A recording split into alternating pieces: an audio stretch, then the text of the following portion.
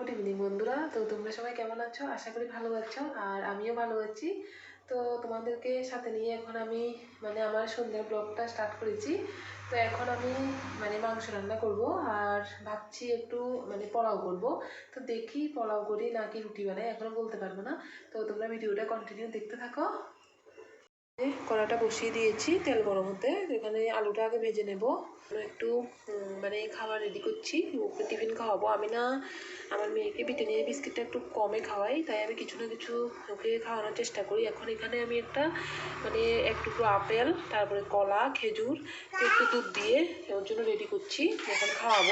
আর দেখো এখানে কি দুষ্টুমি করছে। মামা হাই বলে দাও, হাই বলে দাও, হাই হাই। দেখেছো কি দুষ্টুমি করছে, ওকে নিয়ে কিছু করা খুবই কষ্ট।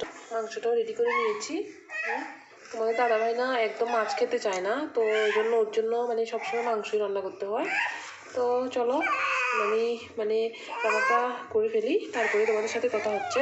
এখানে এই যে আমার মাংসটা রান্না হয়ে গেছে, মোটামুটি হয়ে গেছে। তো এখন আমি রুটিটা করে নেবো, পোলাও করবো না, রুটি করবো। তোমাদের দাদাভাই বলতে রুটি করো, ওর কাছে রুটি দিয়ে মাংস দিয়ে খেতে ভালো লাগে। তো একজনের জন্য পোলাও, একজনের জন্য রুটি, তাই ভাবলাম না রুটি করে নিই। হ্যাঁ হ্যাঁ হ্যাঁ, কিভাবে নাচে মাম্মা, নাচো বাবা, নাচে দেখো দেখো সবাই দেখো আমার মাম্মামটা কিভাবে নাচছে। শুনে মাম্মামটা দেখো, নাচে নাচে নাচে।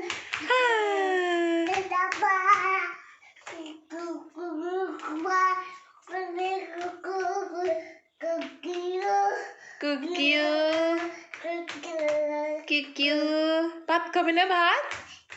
ভাত খাবে না? ভাত খেয়ে ঘুমোতে হবে তোমার। বাহ, তপাস তপাস, নাচো নাচো নাচো নাচো। হ্যাঁ দেখো, এই যে মামামটাকে দেখা, কুকি। এই যে আমার মাংসটা হয়ে গেছে, আর এখানে একটু স্যালাড করেছি, তারপরে এই যে রুটিটাও করে নিয়েছি। এই যে এখানে রুটি। তো আমাদের খাওয়া হয়ে গেছে। তো মেয়েকে এখন ঘুম পাড়িয়ে দিয়েছি। তো মেয়েকে ঘুম পাড়ানোর পর আমি মার ঘরটা একটু গুছিয়ে নিয়েছি। তো মা বাড়িতে নেই এই জন্য।